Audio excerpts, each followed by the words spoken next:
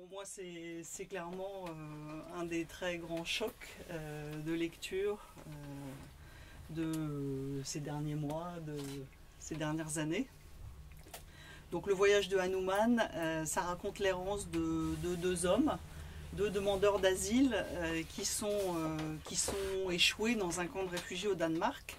Il y en a un donc, qui est un Estonien de langue russe qui se fait appeler selon les circonstances Johan, Eugène, Evgeny, Jen, qui est le narrateur, et puis son compagnon de route qui est un Indien qui s'appelle Hanuman. Donc ils se rencontrent à la fin des années 90 au Danemark, où ils sont tous les deux dans un centre d'accueil de demandeurs d'asile, dans un endroit qui s'appelle Farsetrup, je ne sais pas si je le prononce correctement, au nord du Danemark. Et ils sont coincés là, ils vivent d'arnaques, de petites arnaques, de petits, de gros trafics, ils se droguent, ils essaient de s'évader de cette existence de spectre, et ils partent en errance comme ça, sans ressources, dans les provinces trop propres d'un Danemark qu'ils détestent ou qu'ils abhorrent. En fait, ce pays le dégoûte parce qu'il est trop lisse, trop réglementé. À un moment, il est dans le roman, c'est le pays des consciences pures et des chiottes propres. C'est un pays qui leur semble factice, trop réglementé, trop lisse, comme un labyrinthe incompréhensible, en tout cas faisant partie d'un monde occidental qui leur est fondamentalement étranger. Puisqu'il y en a un qui a grandi en Inde et l'autre en Estonie, donc qui était l'ancienne URSS.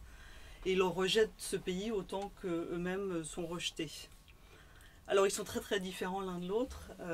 Hanuman est un personnage très volubile.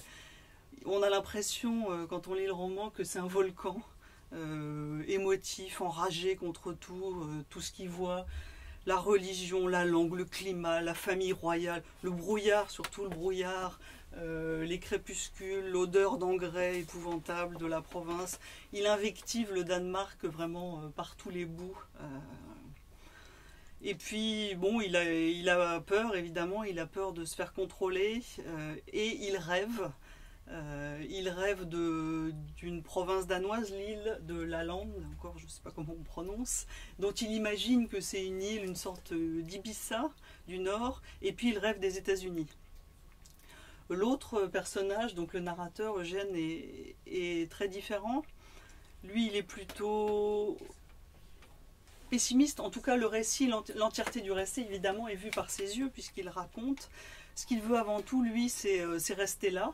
Il a fui l'Estonie pour des raisons qu'on ne connaît pas. Mais en tout cas, ce qui est certain, c'est qu'il ne veut pas rentrer. Il veut rester là et il veut écrire. Donc, on a lu évidemment des histoires de demandeurs d'asile, d'exil, de réfugiés.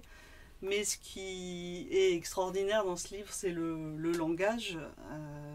Le fait que le récit et le langage sont modulés pour dire tout ce qui traverse ce roman, c'est-à-dire la misère, l'espoir ensemble, les rêves, la détestation, l'angoisse, la folie. Et donc c'est une langue qui vraiment immerge le lecteur dans cette fureur, cette dépression donc ces personnages qui n'ont aucune prise sur cette existence qui leur échappe. À un moment, il est dit comme une soie incroyablement fine. Et il y a aussi dans ce roman, même s'il est très dur, il y a aussi des métaphores qui sont d'une force et d'une beauté inouïe, et tout ça est magnifiquement traduit par Hélène Henry. Donc on ressort de cette lecture sous le choc et changé. C'est un roman qui est susceptible vraiment à la fois de transformer le regard qu'on porte sur les demandeurs d'asile, mais surtout c'est une œuvre littéraire d'une très grande force par sa langue. Une langue de rage, d'invective, d'angoisse, d'accablement, de folie, de rêve, et puis une langue qui dérive comme ça de manière erratique, à la manière de l'existence de ces deux hommes dans ce non-lieu où on a l'intimité, l'espoir qui se dissolvent, qui tendent vers la folie, et on a l'impression que l'écriture, justement, la langue, est quelque chose de salvateur.